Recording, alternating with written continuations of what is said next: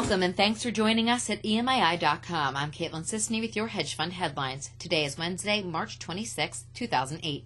Fortress Investment Group is likely feeling the pain of airing one's once private information. Its report for 2007 disclosed disappointing results following its initial public offering. The firm saw profits plunge 43% last year to $78 million, while revenue slid 22% to $198 million. Since its initial public offering in February 2007, its share price has tumbled 62.9%, though its stock rose 4.6%, and last week was trading at $11.52.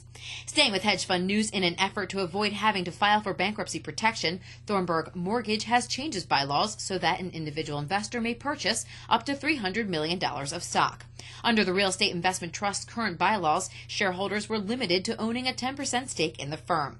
The Santa Fe-based Mortgage Real Estate Investment Trust made the move as it tries to raise $135 billion through the issue of senior subordinated secured notes to come up with a minimum of $948 million before March 27th. The cash is part of the 364-day agreement Thornburg entered into with 5 of its remaining reverse repurchase agreement counterparties and their affiliates, and would pay for roughly $5.8 billion of reverse repurchase agreement financing. And in other hedge fund news, Goldman Sachs Asset Management reportedly has its eyes on London-based Trafalgar Asset Managers. For the third time in 9 months, GSAM's private equity Peters Hill fund is said to be in negotiations for what the Telegraph calls a significant stake in one of London's top hedge funds, though reportedly it would likely be a minority non-controlling position. This comes after Peters Hill, run by Goldman banker Jonathan Sorrell, picked up a 10% stake in the $10 billion Winton Capital in July, and last month a 20% stake of $3 billion Coppola Asset Investment Management. A source told the Telegraph that the deal would be completed by April.